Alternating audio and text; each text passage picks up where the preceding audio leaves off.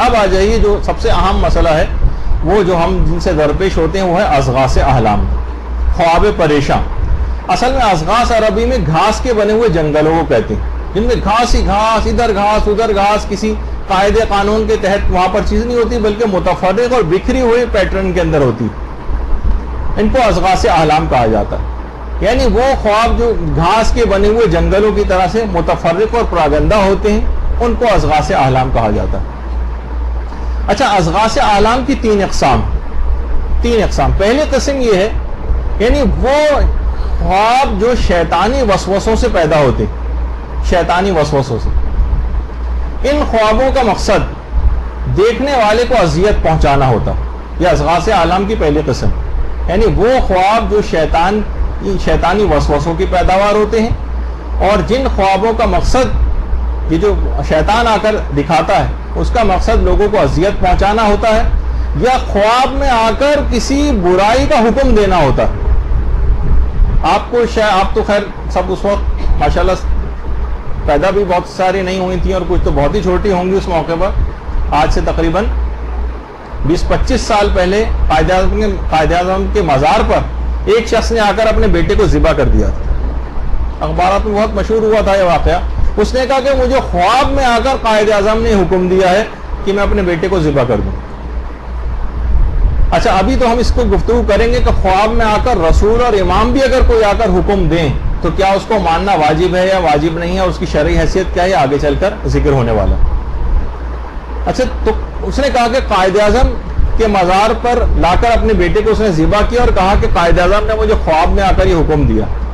اب یہ اضغاث احلام کی اس قسم کے اندر آتا ہے جو شیطانی وسوسوں کی پیداوار ہے، جس میں کسی کو اذیت دینا ہوتا ہے مقصد ان خوابوں میں، یا پھر یہ کہ کسی برائی کا حکم دینا ہوتا ہے، جیسے اس نے اپنے بیٹے کے قتل کا حکم دیا۔ اچھا، اسی طرح سے ایک وہ بھی بہت مشہور ہوئی تھی چیز، اور بڑا اس کے اوپر بات ہو سکتی ہے، ابھی تو میں صرف ایسے ہی ذکر کرتے ہوئے جا رہا ہوں کہ پنجاب کی وہ لڑکی جو کہ ایسی کوئی 16, 17, 18 سال کی تھی، لیکن شروع سے بڑی مقدس اور پیرانی ٹائپ کی وہاں پر مشہور ہو گئی تھی۔ اس نے کہا کہ میں نے خواب میں دیکھا کہ امام حسین ہم کو وہاں پر بلا رہے ہیں، پورے خاندان کو، اور ظاہر ہے کہ ٹکٹ اور جانے کے پیسے تو ہمارے پاس ہیں نہیں، تو ان سب افراد کو صندوقوں کے اندر رکھو، بٹھاؤ، اور سمندر کے ذریعے کربلا جو ہے پہنچ جاؤ۔ ان افراد نے بہرحال ان کے گھر والوں نے اس پہ یقین کیا، اور اس کے بعد بہت سارے بچوں کو بھی لے کے اور بڑے بڑے صندوق انہوں نے لیے، اور یہیں کراچی میں جو ہے وہ اس کے ذریعے وہ کربلا جا رہے تھے، تو وہ بہرحال وہ پانی کے اندر ڈوب گئے، اس میں سے اکثر تو مر گئے تھے، اور کچھ افراد کو اس میں سے بچا بھی لیا گیا تھا۔ تو کبھی بھی تو ابھی ہم اس پہ آگے چل کر گفتگو کریں گے کہ کیا اس قسم کے خوابوں میں اگر کوئی حکم دیا جاتا ہے تو ان کو عمل کرنے کی شرعی جو ہے وہ آپ کی ذمہ داری کیا ہے، لیکن ایسا کوئی بھی چیز کہ کوئی جا کر خودکشی کر لے، کسی کو قتل کر دے یا اس طرح کی چیز، یعنی یہ شیطانی وسوسوں کی طرح سے یہ چیزیں ہوتی۔ تو ایک تو پہلی قسم یہ ہے، یہ اضغاث احلام کی پہلی قسم۔ دوسری قسم کیا ہے؟ وہ خواب جن کا سرچشمہ خود انسان کے اپنے اندر ہوتا ہے۔ مثلا کسی سے آپ نے دل میں کینہ محسوس کر رہی ہیں، آپ خواب میں دیکھ رہی ہیں آپ کسی کے ساتھ لڑ رہی ہیں، کسی کو مار رہی ہیں، کسی کو قتل کر رہی ہیں، اور اس سے عمومی زندگی میں ہماری چپل قش چلتی رہتی، جن کا سرچشمہ خود انسان کے اپنے اندر ہوتا۔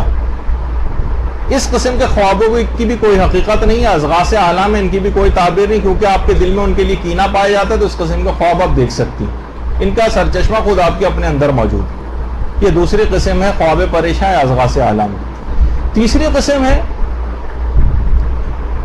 وہ یہ کہ جس میں انسان کی جسمانی اور نفسیاتی حالت بعض اوقات ایسی ہوتی، جسے پرانے اطباء کہتے تھے کہ صفرا، سودا، بلغم و خون جو اخلاط ہیں، ان کی کچھ کنسنٹریشن کمی اور زیادتی کی وجہ سے بہت سارے خواب آتے ہیں۔ خیر اب تو وہ میڈیکل سائنس کے اندر تو اس قسم کا جو ہے یہ والی ترتیب نہیں ہے، تو بہرحال تو یہ تین اقسام عام طور پر اضغاث احلام کی بنتی ہیں۔ اچھا، اب ہمیں جو خواب آتے ہیں، ہم کیسے فیصلہ کریں کہ جو ہمیں خواب آیا ہے یہ خواب رحمانی ہے یا اضغاث احلام؟ کیسے پتہ چلائیں گے آپ؟ تو دیکھیے، سب سے پہلے تو آپ کو اس بات کا جائزہ لینا پڑے گا کہ جس وقت کئی باتوں کا خیال آپ کو رکھنا ہے۔ پہلا تو یہ کرنا پڑے گا کہ آپ کا مزاج کمال اعتدال پر تھا یا نہیں تھا۔ جس وقت آپ خواب دیکھ رہی تھیں آپ مزاج کے اعتبار سے کمال پہ تھیں بعض اوقات دیکھیے انسان پریشانی کی حالت میں دن بھر بہت پریشان رہا اور سویا تو اسے اس طرح کی چیزیں آتی ہیں. آپ اعتدال کی حالت میں نہیں تھی, دن بھر کوئی بہت مصیبت نازل ہو گئی تھی, کسی سے بہت لڑائی جھگڑا ہوا تھا, کسی سے بہت بک بک جھک جھک ہماری ہوئی تھی, یعنی ہم کامل اعتدال کی حالت میں ہمارا مزاج نہیں تھا. اب اگر اس طرح کی کوئی حالت تھی کہ مزاج ہمارا کمال اعتدال پر نہیں تھا, تو ہمیں جو خواب آ رہے ہیں اب یہ اضغاث احلام ہو, یہ فیصلہ ہو جائے گا. لیکن پہلے آپ کو یہ چیز دیکھنی ہے کہ آپ کا مزاج کمال اعتدال پر تھا یا نہیں تھا.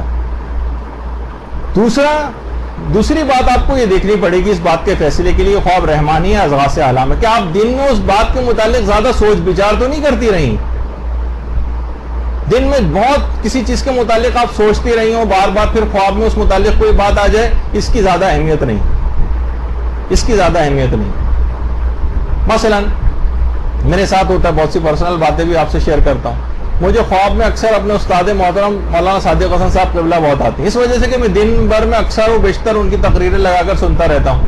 تو دن میں ہر وقت کیونکہ بار بار ان کی آواز کانوں میں گونجتی رہتی ہے, اس وجہ سے خواب میں ان کے آ جانا کوئی ایسی بات نہیں, یعنی کوئی ایسی اس کے اندر کہ میں بہت سیریس ہو جاؤں اس معاملے کو لوں, کیونکہ میں ہر وقت سنتا رہتا ہوں. اس وجہ سے جو چیز ہر وقت کان میں پڑتی رہے, جو ہر وقت آپ چیزیں دیکھتی رہیں, اس کے اندر پھر اگر وہ چیز خواب میں آ جائے تو اس کی زیادہ اس لحاظ سے حقیقت نہیں ہوتی. اچھا, اسی طریقے سے پھر یہ دیکھا جائے گا تیسری چیز کہ خواب میں کسی برائی کی ترغیب یا کسی نیکی کو چھوڑنے کی ترغیب تو نہیں دلائی جا رہی, یہ آپ کو دیکھنا پڑے گا خواب میں. کہ اگر کبھی ایسا ہو رہا ہے کہ آپ کو اس طرح کی کسی چیز کی ترغیب خواب کے اندر دلائی جا رہی ہے, تو پھر اس خواب کو اضغاث احلام سمجھا جائے گا. لیکن اگر ان میں سے کوئی بھی بات نہ ہو, یہ جو تینوں باتیں ذکر ہوئی ان میں سے کوئی بات نہیں, آپ کا مزاج بھی کمال اعتدال پر تھا, کسی نیکی کو چھوڑنے کی وہ ترغیب بھی نہیں دلائی گئی, اس چیز کے متعلق آپ زیادہ سوچ بچار بھی نہیں کرتی رہی ہیں, تو پھر وہ اضغاث احلام نہیں ہے, وہ خواب رحمانی ہے. لیکن اس کی تعبیر اور تشریح کے لیے اقوال معصومین اور قرآنی آیات سے جو ہے وہ رجوع کرنا چاہیے, جس کی تفصیل ابھی آگے چل کر آ رہی. اس کے علاوہ ایک اور چیز کہ سونے سے پہلے جب بھی بہت زیادہ اس بات کی تاکید آئی کہ انسان وضو کر کے سوئے. علماء کے طریقہ کار میں بھی ہم دیکھتے ہیں کہ چاہے سفر ہو, چاہے کوئی پریشانی ہو, کچھ ہو, یعنی اکثر تجدید وضو کرتے ہیں. تو خاص طور پر سوتے وقت بھی انسان کو کوشش کرنی چاہیے, کیونکہ وہ افراد کہ جو سونے سے پہلے عام طور پر وضو نہیں کرتے یا سونے سے پہلے کچھ اذکار جو ہے وہ تلاوت نہیں کرتے, جن کا بھی آگے چل کر تذکر آئے گا, ان کو بھی اضغاث احلام یا برے برے خواب آتے ہیں. جو وضو کر کے نہیں سوتا, شیاطین کی ذرا آمد و رفت وہاں پر بڑھ جاتی, اور جو وضو کر کے سوتا ہے تو پھر ملائکہ کا نزول ہونے لگتا ہے, خواب بھی اچھے آتے ہیں اور حقیقت سے بھرپور خواب آتے ہیں. اور باقاعدہ عالم معنوی سے اس کو اشارے بھی خوابوں میں مل سکتے ہیں اگر کوئی شخص سوتے وقت وضو کرنے کی عادت ڈال لے. اچھا, سونے سے پہلے کے کچھ اذکار اور جو کچھ اعمال ہیں وہ بھی انسان کو چاہیے کر کے سوئے. خاص طور پر تبرکاً ایک چیز جو کہ آپ سب لوگوں کے علم میں ہے لیکن ذکر کر دیتا ہوں, جو پیغمبر اسلام نے شہزادی کونین سلام اللہ علیہ کو تعلیم کی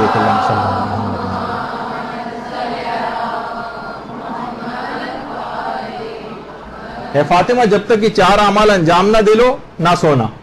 نمبر 1, سونے سے پہلے قرآن ختم کر کے سونا, تمام 1,24,000 پیغمبروں کو اپنا شفیع بنا کر سونا, تمام مومنین و مومنات کو خوش کر کے سونا, اور ہر دفعہ سونے سے پہلے حج و عمرہ بجا لانا. اور پھر اس کے بعد میں مختصر کر رہا ہوں, پیغمبر نے بتایا کہ جو شخص بھی 3 دفعہ سورہ توحید سونے سے پہلے پڑھے گا, گویا اس نے پورا قرآن ختم کرنے کا اس کو ثواب ملے گا, پورا قرآن. جو شخص بھی تمام انبیاء کے اوپر درود بھیجے گا, اللہم صلی علی محمد وعلی محمد, یہ جو درود ڈسپلے ہو رہا ہے یہ بھی پڑھا جا سکتا ہے, ورنہ اللہم صلی علی محمد وعلی محمد وصلی علی جمیع الانبیاء والمرسلین والشہداء والصدیقین وجمیع عباد اللہ الصالحین, یہ بھی پڑھا جا سکتا ہے. تو اس سے کیا ہوگا, تمام انبیاء شفیع بن جائیں گے.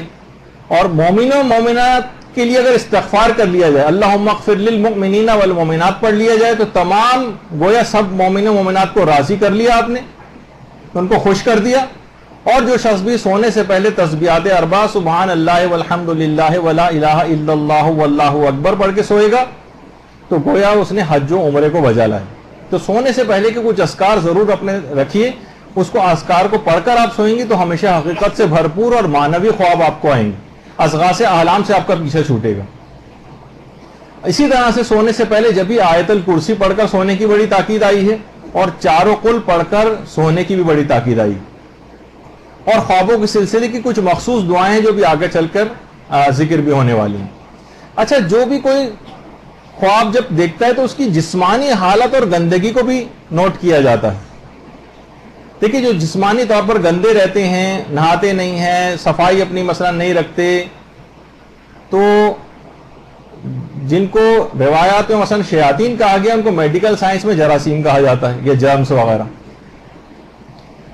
تو کتنے ہی دیکھیے ہمارے ہاں امراض ایسے ہیں جو لوگ اس کا خیال نہیں رکھتے۔ تقریباً پاکستان میں 80% جو بیماریاں ہیں یہ واٹر بورن ڈیزیز کہلاتی ہیں، یعنی جو پانی سے پیدا ہوتی ہیں۔ جب ہی وہ جو روایات میں بھی ملتا ہے کہ ٹوٹے ہوئے کناروں والے برتن سے کھانا مت کھاؤ یا پانی مت پیو، کیونکہ اس کے کنارے پر شیاطین ہوتے ہیں۔ شیاطین یعنی جرمز ہوتے ہیں۔ بیمار انسان پڑ جاتا ہے، پھر بیماری کی حالت میں جو خواب آئیں گے اس کو وہ بھی اضغاث احلام آئیں گے۔ تو ان تمام چیزوں کی بھی اس کو وہ کرنی ہوتی ہے، خیال رکھنا ہوتا ہے۔ جراثیم ان جگہوں پہ چپکے ہوئے ہوتے ہیں۔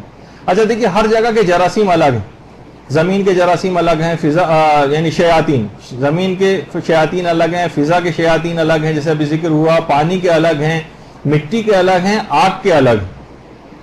اور بہت سے شیاطین ایسے ہیں جو غیظ و غضب پیدا کرتے ہیں، جو ہماری جسمانی حالتوں پر اثر انداز ہوتے ہیں۔ شیاطین یعنی فقط ان کو گناہوں کے اندر نہیں، آپ کو جسمانی اعتبار سے بھی وہ اس طرح کا آپ پر اثر انداز ہو سکتے ہیں۔